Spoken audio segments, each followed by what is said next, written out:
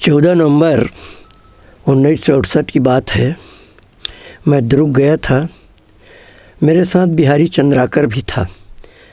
दुर्ग से जब हम लौट रहे थे, लगभग 6:30 बजे शाम की बात है, कुछ लोग मुझे आपसी रंजिश के कारण मारपीट किए,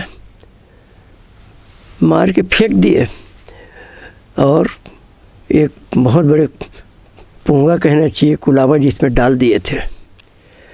जिस समय घटना घटी उस समय मुझे ऐसा लगा कि मेरे आँख में अंधेरा छा गया और मैं साइकिल से गिर गया। बताते हैं कि बिहारी चंद्राकर दौड़ते हुए थाना गया और डॉक्टर अंकटराम मढ़रिया को मार रहे हैं ऐसा करके उन्होंने रिपोर्ट किया। और उसके बाद काफ़ी देर बाद बताते हैं कि पुलिस जो है थाना से गांव में आया, गांव में मुनादी कराया और मुनादी कराने के बाद कुछ लोगों को लेकर के वो घटना स्थल पर गया। वहाँ खोजने पर बताते हैं कि पोंगा के अंदर में मुझे उन लोगों ने निकाला पोंगा से और खाट में सुला करके उसको उठा करके थाना ले गए। मैं तो बेहोशी हालत में था, वहाँ कुछ मेरा बयान नहीं हुआ। उसके बाद दुर्ग के ही मेन हॉस्पिटल में मुझे भर्ती कर दिया गया। 3 दिन बाद मेरा होश आया। होश आने पर मैं देखा कि मैं कहाँ पड़ा हूँ, कहाँ हूँ मैं। तो मुझे लगा कि मैं हॉस्पिटल में हूँ, जनरल वार्ड में हूँ। उसी समय मेरे पिताजी मेरे पास आए और उन्होंने मुझे ये कहा कि तुम्हें पुलिस आएंगे, बयान लेंगे, इनका नाम बताना। ऐसे 3 नाम उन्होंने बताया मैंने। लेकिन मैं सोचते रह गया कि जब मुझे मार के फेंक दिए तो मैं बचा कैसे। एक जन्म तो मेरा समाप्त हो गया जब मार के फेंक दिए तो कोई और काम करना है क्या जिसके लिए मैं बचा हूँ। और एक बात और बात आई, देखो तो मारने वाले से बचाने वाला बड़ा होता है।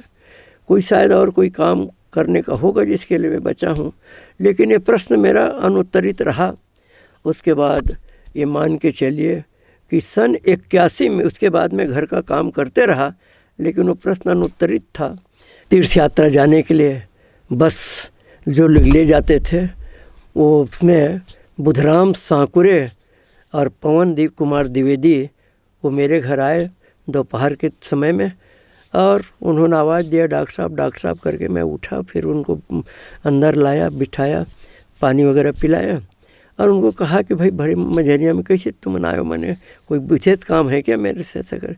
उन्होंने कहा नहीं डॉक्टर साहब, तीर्थ यात्रा के लिए बस जा रही है तो आप भी चलेंगे तो ज़्यादा अच्छा ऐसा करके। फिर मैं और गांव के 2 लोगों को बुलाया और वो लोग भी जाने के लिए तैयार हो गए और इस प्रकार से हम लोग तीर्थ यात्रा के लिए निकले। सर्वप्रथम मैहर गए, उसके बाद चित्रकूट गए, उसके बाद इलाहाबाद गए, फिर काशी गए, उसके बाद अयोध्या गए और इस तरीके से बस जो है शांति कुंज पहुँची।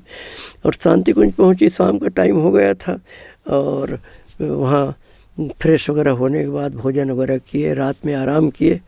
दूसरे दिन वहाँ हमको कहा गया यहाँ गुरुदेव रहते हैं परम पूज्य आचार्य श्री राम शर्मा जी और हम आप लोगों को भेंट कराएंगे ऐसा करके। तो करीब 50-52 लोग थे, बस में गए थे वो। तो जब लाइन लगाए तो मैं सामने खड़े हो गया था और सामने मैं गया, गुरुदेव बैठे थे और उनको प्रणाम किया।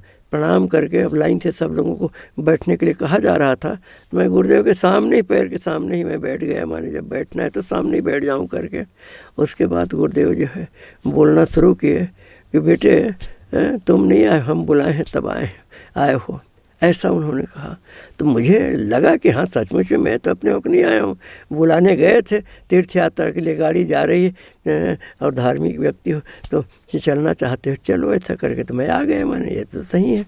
फिर उन्होंने धीरे से आँख मूंद लिए, फिर उन्होंने कहना शुरू किया, तुम्हारे हमारे अनेक जन्मों का संबंध है, तुम नहीं जानते हम जानते हो। पिछले जन्मों में भी हम बड़े बड़े काम किए और तुम्हारा सहयोग मिलते रहा।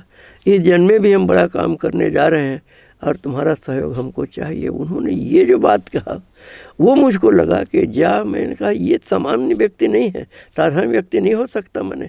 और लगता है कि इन्होंने ही मुझे बचाया है और कुछ अपना काम कराना चाहते हैं। और उसी समय जब मैं वहाँ से निकला, छुट्टी हुई, तो गुरुदेव मस्तक में मेरा तिलक लगाए। उस समय मुझे करंट जैसे लगा और उन्होंने ये कहा कि बेटे मैं तुम्हें ब्राह्मण बना के भेज रहा हूँ, तुम भी अच्छा आदमी बनाना, ऐसा उन्होंने कहा। और इस तरीके से फिर उनके प्रति जो मेरी निष्ठा जुड़ गई और मेरे मन में विश्वास हो गया कि इन्हीं ने ही मुझे बचाया है इनके काम के, अपने काम कराने की दृष्टि से।